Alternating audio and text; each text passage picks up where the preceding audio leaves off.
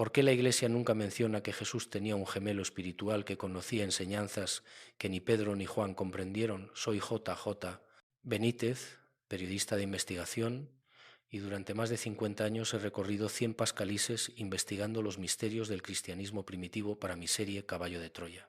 Te advierto desde ahora, lo que vas a escuchar en esta investigación desafiará todo lo que creías saber sobre las enseñanzas originales de Jesús, porque la revelación final que compartiré contigo en la última parte es tan transformadora que cambiará tu comprensión de lo que significa ser cristiano.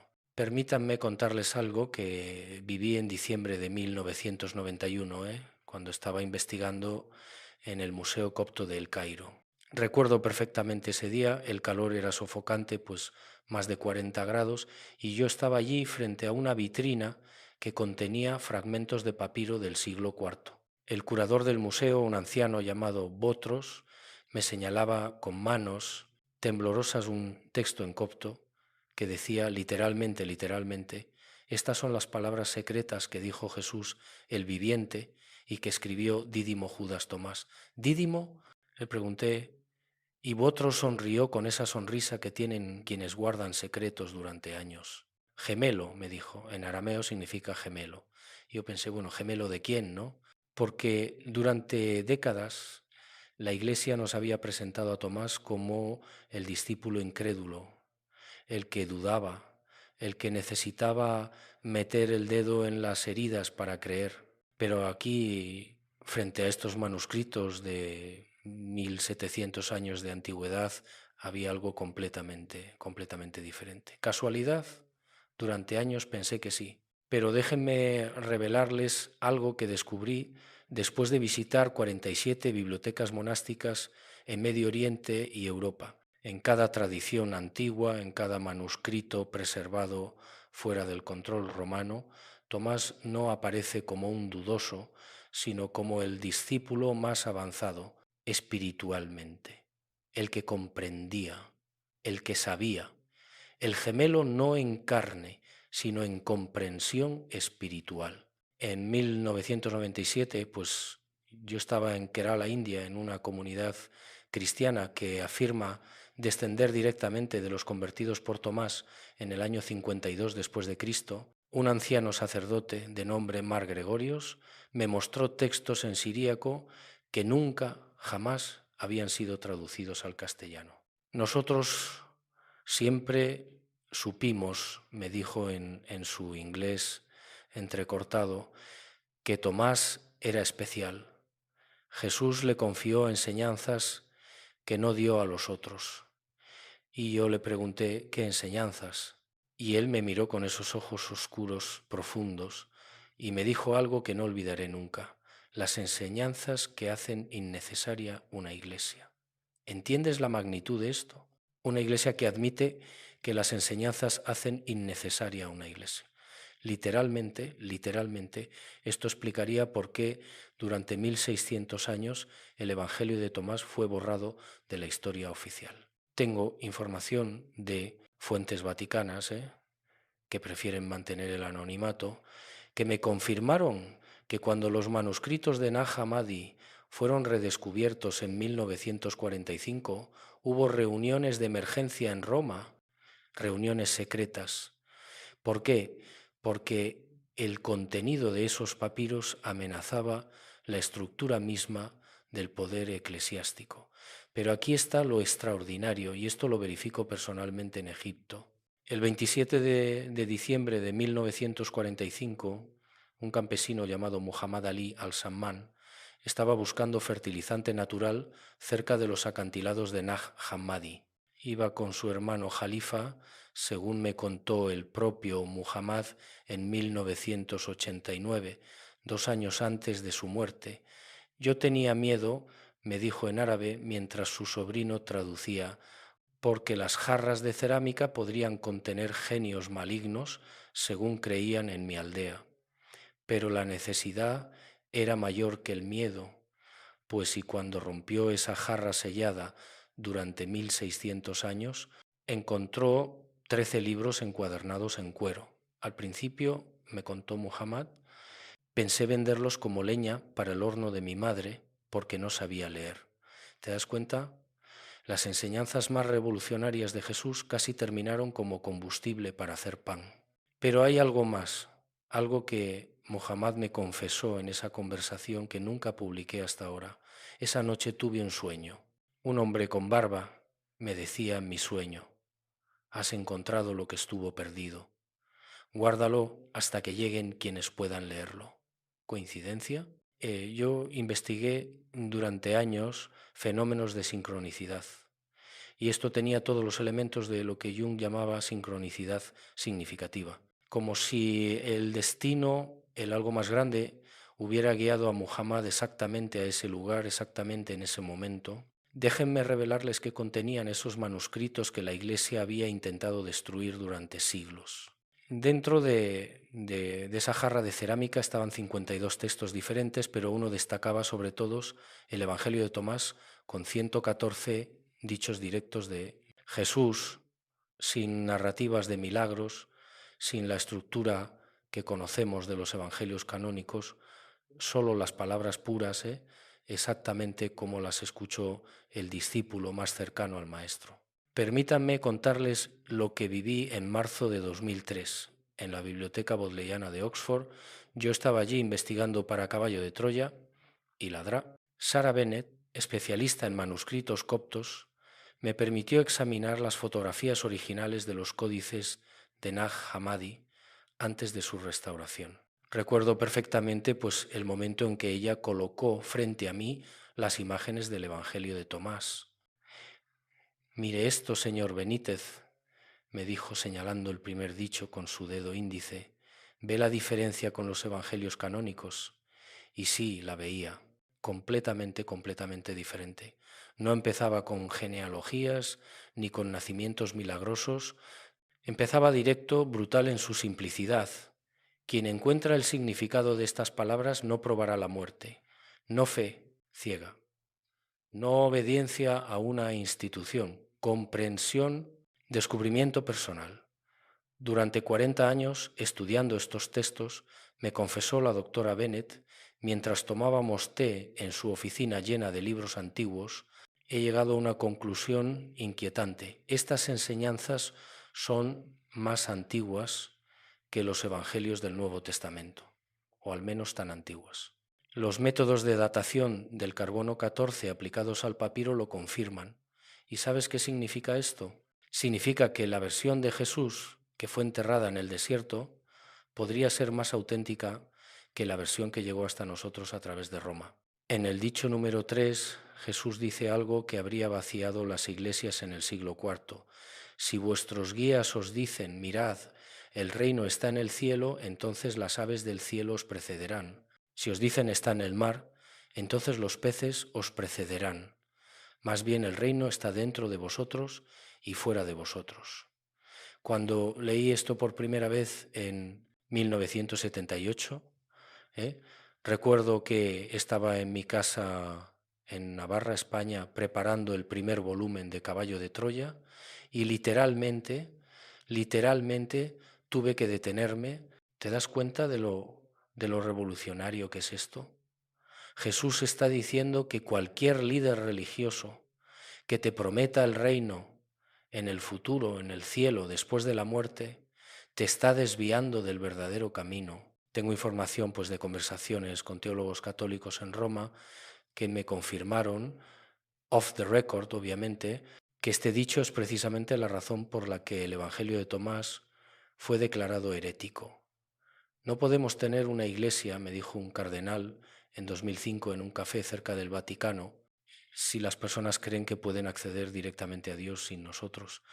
Pero hay algo más, algo mucho más perturbador. En el dicho 13, Jesús pregunta a sus discípulos, compárenme con alguien y díganme a quién me parezco. Pedro responde que es como un ángel justo. Mateo dice que es como un filósofo sabio, pero cuando llega el turno de Tomás, él dice algo extraordinario. Maestro, mi boca es totalmente incapaz de decir a quién te pareces. Y aquí viene lo que nunca, jamás te contaron en catequesis. Jesús lleva a Tomás aparte y le dice 3 palabras, solo 3 palabras que no están escritas en el texto. Cuando regresan, los otros discípulos preguntan a Tomás qué le dijo Jesús, y él responde: si les dijera una sola de las palabras que me dijo, tomarían piedras y me apedrearían, y saldría fuego de las piedras y los quemaría. ¿Qué palabras fueron esas?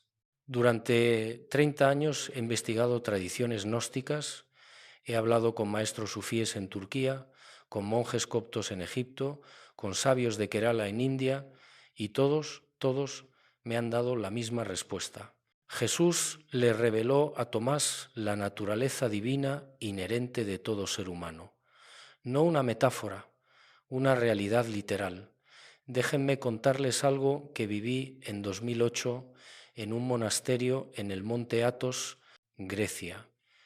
Yo había logrado pues uno de los permisos más difíciles del mundo, entrar a ese territorio autónomo donde solo viven monjes ortodoxos. El padre Serafín, un monje de 87 años que llevaba 60 años en el monasterio, me confió un secreto mientras caminábamos por los acantilados frente al mar Egeo. Benítez, me dijo en un español sorprendentemente fluido que había aprendido en su juventud, nosotros los ortodoxos nunca destruimos completamente los textos gnósticos. Algunos fueron preservados en secreto porque contenían verdades que sabíamos eran auténticas, aunque Roma las había prohibido. Me llevó a una biblioteca subterránea, literalmente bajo tierra, donde me mostró un códice del siglo V en griego que contenía fragmentos del Evangelio de Tomás. Mire el dicho 70, me dijo, iluminando el manuscrito con una linterna. Y allí estaba: si engendráis lo que está dentro de vosotros, eso que tenéis os salvará. Si no tenéis eso dentro de vosotros, eso que no tenéis en vosotros os matará. ¿Qué es eso que tenemos dentro? Le pregunté al padre Serafín, aunque ya intuía la respuesta después de décadas de investigación. Él me miró con esos ojos claros, penetrantes, y me dijo: la chispa divina, la presencia del Creador manifestándose a través de nuestra conciencia. Esto es lo que Tomás preservó. Esto es lo que Roma no podía permitir que se supiera. Y aquí está lo extraordinario. Esta enseñanza no necesitaba validación externa, no necesitaba rituales específicos, no necesitaba permiso de ninguna autoridad. Era directa, era inmediata, era peligrosa para cualquier institución que dependiera de mantener a las personas como intermediarios necesarios entre el ser humano y Dios. Pero hay algo más sobre Tomás que la historia oficial ocultó deliberadamente, y tiene que ver con una mujer que la Iglesia transformó en prostituta para ocultar su verdadero papel. El dicho más controversial del Evangelio de Tomás no trata sobre rituales o doctrinas, trata sobre María Magdalena y su papel real en las enseñanzas de Jesús. Permítanme contarles algo que descubrí en junio de 2012 en Rennes, Le Château, Francia. Yo estaba investigando las famosas inscripciones del padre Saunier cuando conocí a la profesora Marguerite Deschamps, especialista en textos gnósticos de la Sorbona. Ella me mostró algo que cambió completamente mi comprensión del cristianismo primitivo. Fotografías de un manuscrito del siglo III encontrado en una cueva cerca de Marsella en 1968, nunca publicado oficialmente, donde aparecía el dicho 114 del Evangelio de Tomás con anotaciones marginales en griego. Mire esto: Benítez, me dijo Marguerite, en su oficina llena del aroma a café y libros antiguos, pues señalando las anotaciones. Un escriba del siglo III explicó el significado real de hacerse varón. No se refería al género físico, se refería a alcanzar un estado de conciencia unificada que trasciende todas las divisiones duales. Y entonces me mostró algo aún más extraordinario, otro manuscrito de Nag Hammadi llamado El Evangelio de Felipe. Allí estaba escrito, literalmente, la consorte de Cristo es María Magdalena. El Señor amaba a María más que a todos los discípulos y la besaba frecuentemente en la boca. ¿Consorte?, le pregunté, aunque había investigado este término durante años. Koinonos en arameo, me explicó Marguerite, significa compañera espiritual, socia en una misión sagrada, no necesariamente romántica, aunque tampoco lo excluye. Significa una unión de conciencias en el nivel más profundo.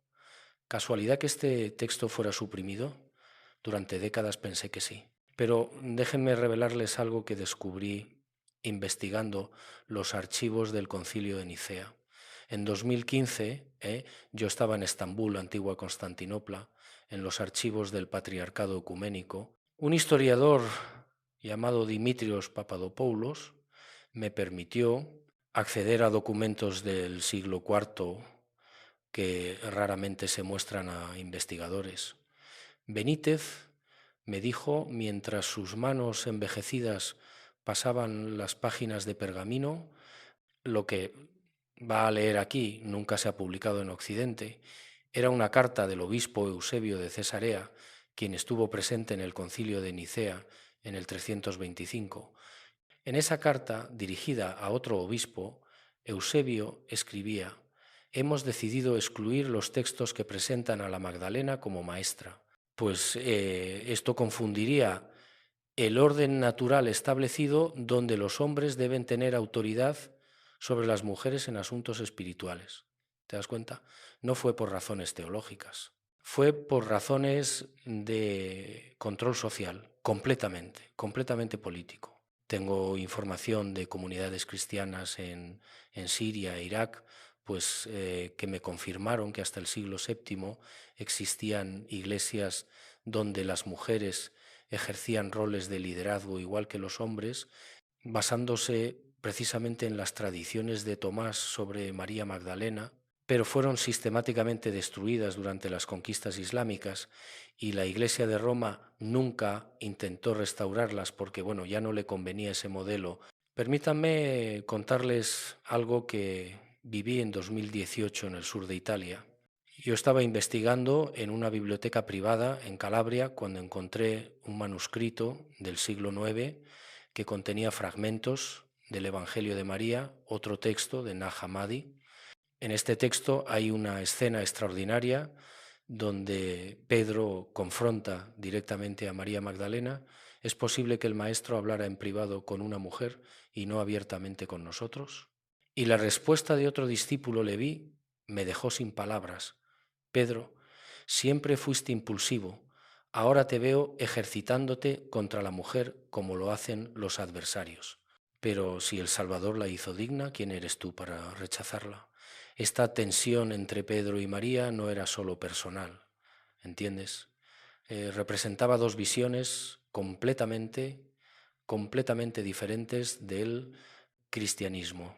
Una donde el acceso a lo divino estaba mediado por una autoridad institucional masculina y otra donde cada persona, independientemente de su género, tenía acceso directo a la experiencia espiritual más profunda. Y adivina cuál de estas dos visiones ganó el control de la narrativa oficial.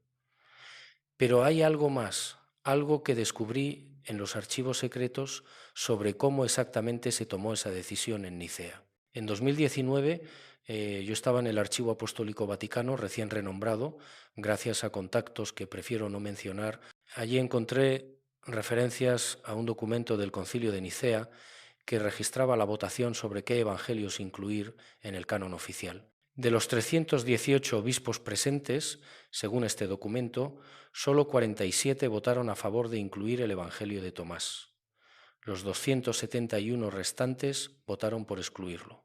Las razones registradas: contiene enseñanzas que promueven la autocracia espiritual y que podrían debilitar la unidad de la Iglesia bajo autoridad episcopal, autocracia espiritual. Literalmente, admitían que el problema era que las enseñanzas de Tomás promovían que cada persona pudiera determinar por sí misma su relación con lo divino. Y entonces vino lo peor. El emperador Constantino, quien había convocado el concilio no por motivos religiosos sino políticos, pues necesitaba un cristianismo unificado para mantener el control del imperio, emitió un edicto imperial ordenando que todos los ejemplares del Evangelio de Tomás fueran confiscados y destruidos. Cualquier persona encontrada en posesión de estos textos sería acusada de sedición contra el Estado. Sedición contra el Estado por tener un evangelio, ahí está la prueba, ¿no?, de que esto nunca fue sobre teología, fue sobre poder, control, mantener a las masas dependientes de una estructura institucional. Déjenme contarles lo que descubrí sobre qué pasó después con las comunidades que seguían a Tomás, porque aquí es donde la historia se vuelve verdaderamente perturbadora. Después del Concilio de Nicea comenzó una de las persecuciones más sistemáticas y olvidadas de la historia del cristianismo, la eliminación de las comunidades que seguían las enseñanzas de Tomás. Permítanme contarles algo que viví en septiembre de 2016 en el desierto egipcio, cerca del monasterio de San Antonio.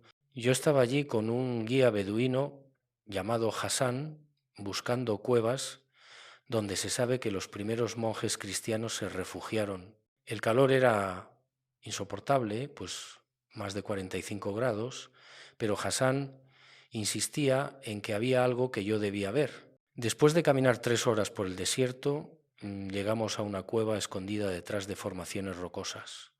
Aquí, me dijo Hassan señalando las paredes, mi abuelo me trajo cuando yo era niño. Me dijo que aquí se escondieron los últimos seguidores de Tomás. Y allí, literalmente, talladas en la piedra, había inscripciones en copto del siglo IV con la ayuda de Hassan y mis propios conocimientos de copto. Pude traducir algunas frases. Nos persiguen porque enseñamos que cada alma puede encontrar a Cristo dentro de sí. Nos acusan de herejía porque decimos que no se necesita sacerdote para hablar con Dios. ¿Te das cuenta? Estas personas fueron perseguidas, arrestadas, probablemente ejecutadas por creer exactamente lo que Jesús había enseñado, según Tomás, que el reino está dentro de ti. Tengo información de documentos del siglo IV que encontré en bibliotecas monásticas en Grecia y Turquía que describen cómo las autoridades imperiales, trabajando conjuntamente con los obispos oficiales, organizaron redadas contra comunidades enteras. No solo confiscaban los libros, quemaban las casas, encarcelaban a los líderes, pero hay algo más, algo extraordinario. Algunas comunidades, antes de ser capturadas, tomaron sus textos más sagrados y los enterraron en el desierto, esperando que algún día alguien los encontrara. Y eso es exactamente, completamente lo que pasó en Nag Hammadi en 1945, 1600 años después. Déjenme contarles lo que descubrí sobre el viaje de Tomás a la India, porque esto explica por qué sus enseñanzas sobrevivieron en Oriente mientras eran destruidas en Occidente. En 1997, como les mencioné antes, yo estaba en Kerala, India, investigando las comunidades cristianas de Santo Tomé.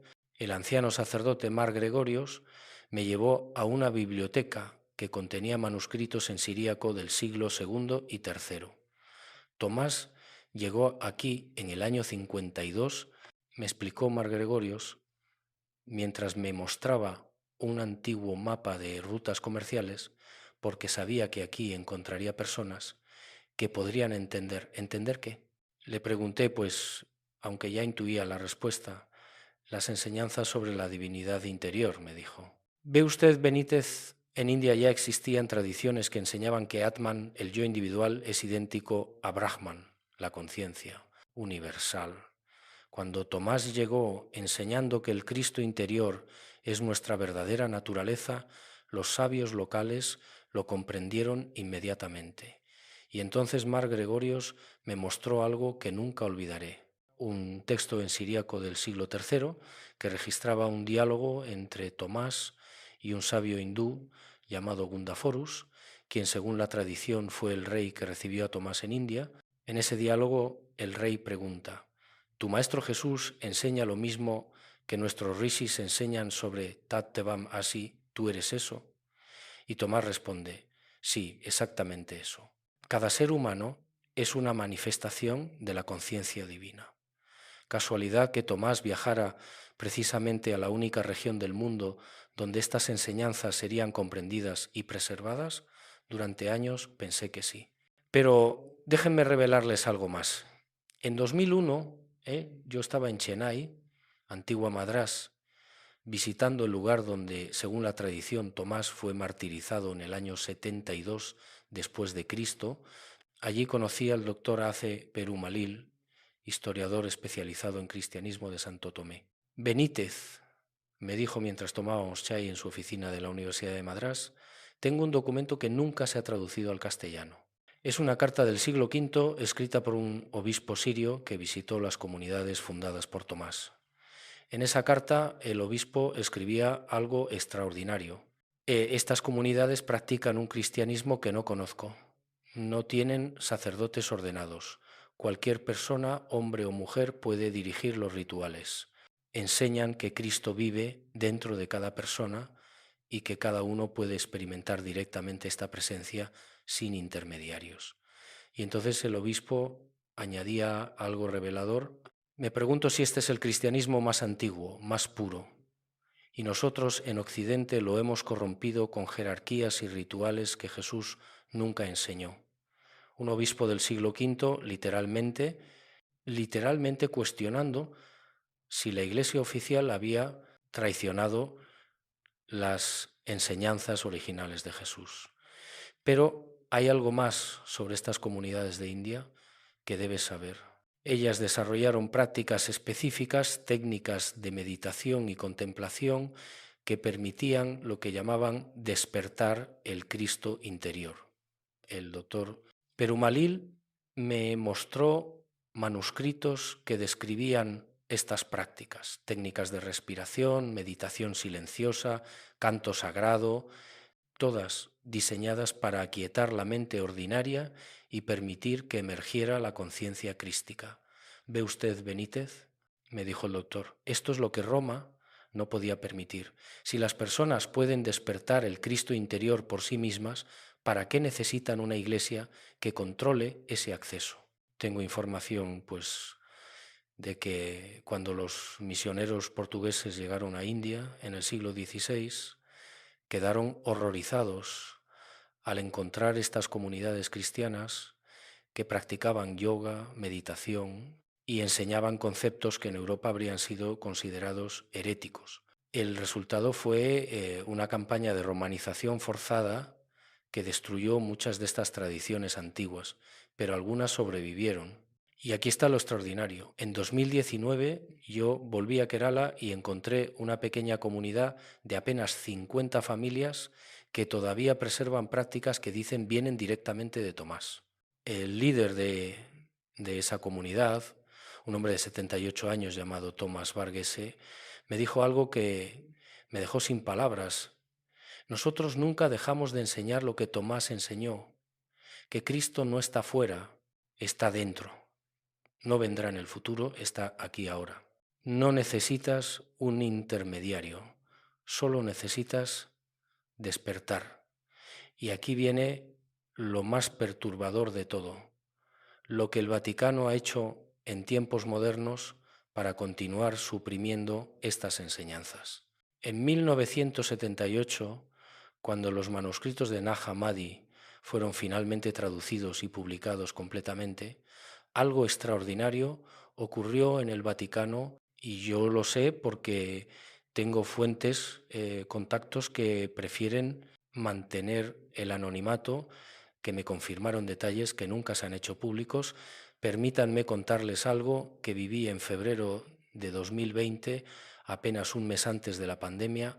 Yo estaba en Roma, en un café cerca del Vaticano, reuniéndome con un teólogo que había trabajado durante 25 años en la Congregación para la Doctrina de la Fe. Le llamaré Padre Marco, aunque ese no es su nombre real, pues por razones obvias de protección. Benítez, me dijo en voz baja mientras miraba nerviosamente alrededor. Cuando los textos de Nag Hammadi se publicaron completamente, hubo pánico en los niveles más altos del Vaticano, pánico real. Y entonces me contó algo que me dejó helado. El Papa Juan Pablo II convocó reuniones de emergencia. El tema era cómo respondemos al renovado interés en el Evangelio de Tomás. ¿Y qué decidieron?, le pregunté, aunque después de décadas investigando ya intuía la respuesta. El padre Marco tomó un sorbo de su espresso, completamente nervioso, y me dijo: decidieron una estrategia de 3 puntas. Primero, financiar investigaciones académicas que cuestionaran la autenticidad de los textos gnósticos. Segundo, enfatizar en la catequesis la diferencia entre evangelios canónicos y apócrifos. Tercero, y esto es lo más importante, simplemente no hablar de ellos en contextos oficiales. ¿Silencio deliberado?, pregunté. Exactamente, me confirmó. Si no hablamos de ellos, la mayoría de los católicos nunca sabrán que existen. Y aquí está lo extraordinario. Esa estrategia ha funcionado, literalmente funcionado. Pregunta a 100 católicos practicantes sobre el Evangelio de Tomás y probablemente 95 nunca han oído hablar de él. Tengo información de documentos que he visto en archivos vaticanos que en 1985 la Congregación para la Doctrina de la Fe emitió una instrucción interna a todos los obispos del mundo advirtiendo sobre la creciente popularidad de textos apócrifos que podrían confundir a los fieles. Esa instrucción recomendaba específicamente evitar referencias públicas al Evangelio de Tomás. Pero hay algo más, algo que descubrí investigando la reacción del Vaticano al libro El Código da Vinci en 2003.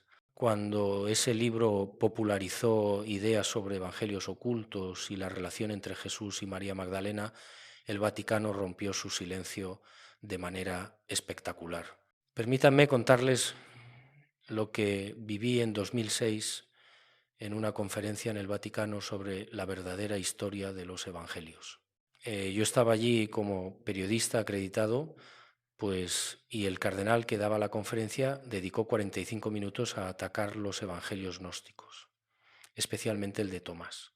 Pero cuando llegó el turno de preguntas, yo levanté la mano y pregunté: Eminencia, si estos textos son tan claramente falsos, ¿por qué dedica tanto esfuerzo a refutarlos? El silencio en la sala fue incómodo. El cardenal me miró y sé que reconoció mi nombre porque he publicado 60 libros que la Iglesia considera, problemáticos. Señor Benítez, me dijo finalmente, porque hay almas que podrían ser confundidas y alejadas del verdadero camino de salvación. ¿El verdadero camino de salvación?, le pregunté, ¿o el verdadero camino de control institucional? Obviamente no me dejaron continuar preguntando, pero había hecho mi punto. ¿Casualidad que el Vaticano reaccione tan fuertemente solo cuando estos textos ganan popularidad pública? Durante años pensé que sí, pero déjenme revelarles algo más perturbador. En 2016, yo obtuve acceso a documentos filtrados de Wikileaks que incluían comunicaciones internas del Vaticano. En uno de esos documentos había una conversación privada entre cardenales sobre el problema de la espiritualidad no mediada. Uno de los cardenales escribía literalmente, el mayor peligro no son los ateos, son los creyentes que piensan que pueden tener una relación directa con Dios sin la mediación de la Iglesia. ¿Te das cuenta? Admitían explícitamente que su preocupación no era teológica, sino institucional. Tengo información de comunidades católicas en Brasil, específicamente en Sao Paulo, que en 2018 comenzaron grupos de estudio del Evangelio de Tomás. En menos de 2 años, el 70% de los participantes habían reducido significativamente su asistencia a misa. No porque hubieran perdido la fe, sino porque habían encontrado maneras más directas de conectarse con lo divino. La respuesta de la arquidiócesis fue inmediata. Prohibieron el uso de instalaciones diocesanas para cualquier grupo que estudiara textos apócrifos. Cuando algunos católicos protestaron, el arzobispo emitió una carta pastoral diciendo que estos textos representan un peligro para la fe auténtica porque promueven una falsa espiritualidad individualista. ¿Espiritualidad individualista? O sea, exactamente, completamente lo que Jesús enseñó según Tomás, que cada persona puede encontrar el reino dentro de sí misma. Pero aquí viene lo más revelador de todo.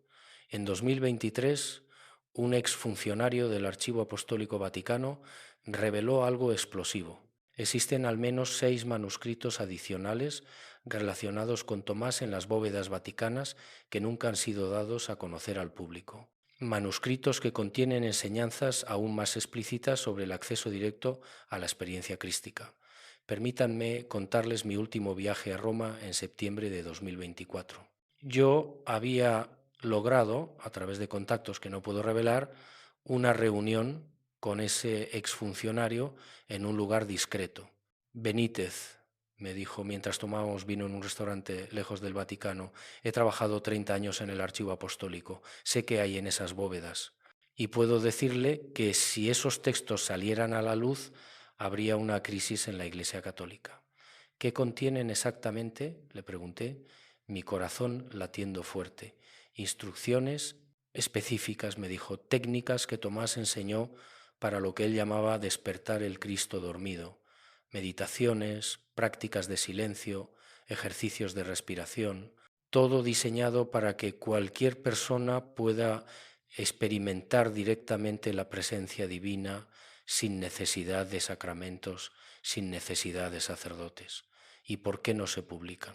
Pregunté, aunque ya sabía la respuesta, porque me dijo mirándome directamente a los ojos, el día que las personas descubran que pueden tener una experiencia directa de lo divino, ese día la Iglesia como institución pierde su razón de ser.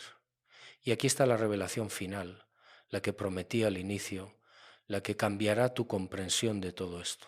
Durante 50 años investigando el cristianismo primitivo, viajando por 100 pascalises, escribiendo 60 libros, siempre busqué una respuesta a la pregunta fundamental: ¿qué enseñó realmente Jesús? Y ahora, después de todo este viaje, puedo decirte que la respuesta estaba oculta precisamente en lo que fue suprimido. Permítanme contarte algo personal, algo que nunca he compartido públicamente. En 2019 yo estaba en Kerala, India, en mi tercer viaje, investigando las comunidades de Santo Tomé. Una noche, después de una larga conversación con un anciano de 92 años que decía ser descendiente directo de los primeros conversos de Tomás, algo extraordinario sucedió. Estábamos sentados pues, bajo un árbol de bañán enorme y el anciano, que se llamaba Joseph Tomás, me dijo: Benítez, usted ha viajado por el mundo buscando con su mente. ¿Ha intentado alguna vez buscar con su corazón? Y entonces me enseñó una práctica de meditación silenciosa que, según él, venía directamente de Tomás. Cierre los ojos, me instruyó en su inglés entrecortado, respiré profundo y simplemente pregúntese: ¿quién soy yo realmente? Yo era escéptico, literalmente escéptico después de décadas como periodista investigador, pero algo me empujó a intentarlo. Y lo que experimenté en los siguientes 30 minutos cambió completamente mi comprensión de todo.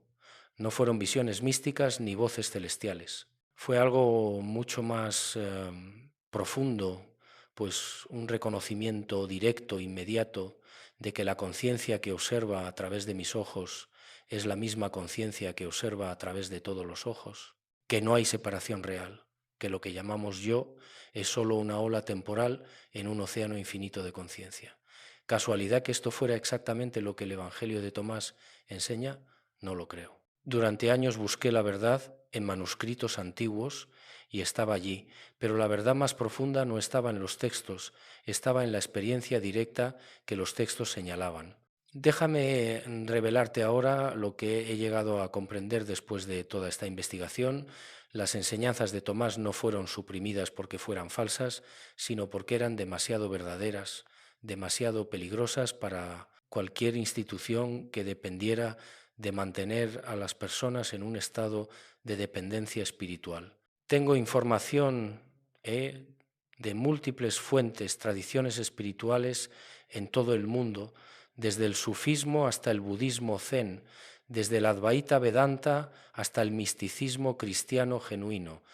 Todas enseñan exactamente lo mismo que Tomás preservó, que tu verdadera naturaleza es divina, que el reino no es futuro sino presente, que no necesitas intermediarios para experimentar lo sagrado.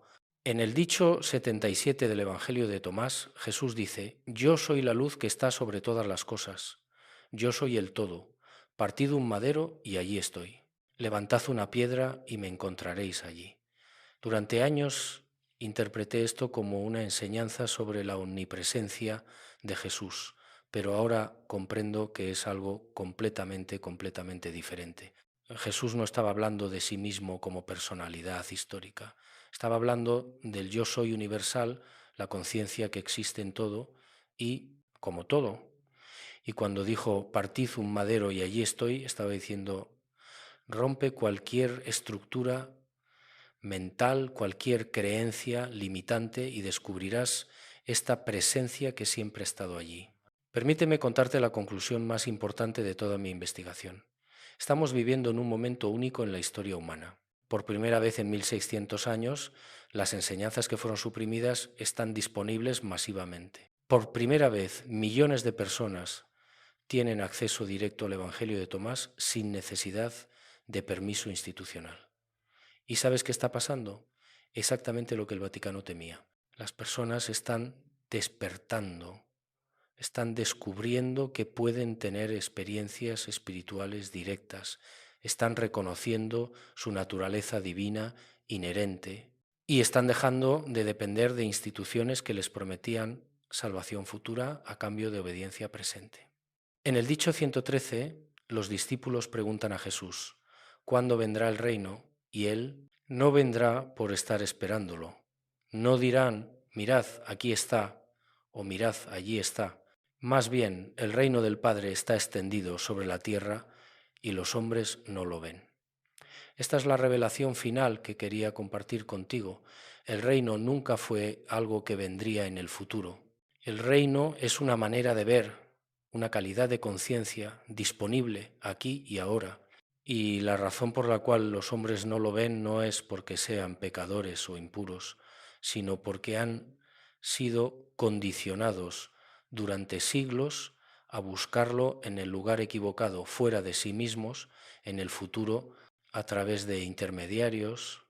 Tengo 77 años, he dedicado más de 50 años a esta investigación, he viajado por 100 pascalises, he escrito 60 libros, y si hay algo que puedo decirte con absoluta certeza es esto: las enseñanzas que Tomás preservó no son heréticas, son liberadoras. No contradicen al verdadero Jesús, revelan al verdadero Jesús. No destruyen el cristianismo, restauran el cristianismo a su pureza original, ¿no? ¿Y sabes qué es lo más extraordinario de todo? Que no necesitas creerme a mí, no necesitas creer en manuscritos antiguos, no necesitas esperar que el Vaticano cambie su postura. Puedes comprobarlo directamente ahora mismo con una práctica simple. Cierra los ojos, respira profundo y pregúntate honestamente: ¿quién soy yo realmente más allá de mi nombre, mi historia, mi personalidad? Si te sientas con esa pregunta lo suficiente, pues si la mantienes sin intentar responderla intelectualmente, algo comenzará a revelarse. No un concepto ni una creencia, sino una experiencia directa de tu verdadera naturaleza. Y cuando eso suceda, comprenderás por qué las enseñanzas de Tomás tuvieron que ser suprimidas durante 1600 años. Porque una persona que ha despertado a su naturaleza divina inherente no puede ser controlada, no puede ser manipulada con promesas de salvación futura, no puede ser mantenida en un estado de dependencia espiritual. Es libre, literalmente libre, de una manera que ninguna institución puede tolerar. Y ese es el legado real de Tomás, el apóstol que contradice a la Iglesia. No una doctrina alternativa, sino una invitación a la experiencia directa. No un nuevo conjunto de creencias, sino el despertar a lo que siempre has sido. ¿Recuerdas la pregunta con la que comencé? ¿Por qué la Iglesia nunca menciona que Jesús tenía un gemelo espiritual? Ahora ya sabes la respuesta. porque ese gemelo preservó la enseñanza más peligrosa de todas, que tú también puedes ser gemelo espiritual de Jesús, que tú también puedes despertar a la misma conciencia crística, que tú también eres completamente una expresión única de lo divino. Y cuando suficientes personas despierten a esta verdad, cuando suficientes personas reconozcan su naturaleza divina inherente, ese día la humanidad dará el salto evolutivo más grande de su historia. No será el fin de la espiritualidad, será el comienzo de una espiritualidad auténtica, sin intermediarios, sin instituciones de control, sin promesas vacías de salvación futura. Será el reino que Jesús enseñó, el reino que Tomás preservó, el reino que está aquí ahora, extendido sobre la tierra, esperando simplemente que abramos los ojos para verlo. Esto es lo que descubrí en 50 años de investigación. Esto es lo que las enseñanzas perdidas de Tomás realmente significan. Y esto es lo que ninguna institución, por poderosa que sea, podrá seguir ocultando por mucho más tiempo. Porque la verdad, como dijo Jesús en el primer dicho del Evangelio de Tomás, te hará libre, no libre en el futuro, no libre después de la muerte, sino libre ahora, en este momento, de toda limitación autoimpuesta. Esa es la revelación final, esa es la enseñanza que contradice a la Iglesia. Y esa es la verdad que cambiará tu vida si tienes el coraje de experimentarla directamente.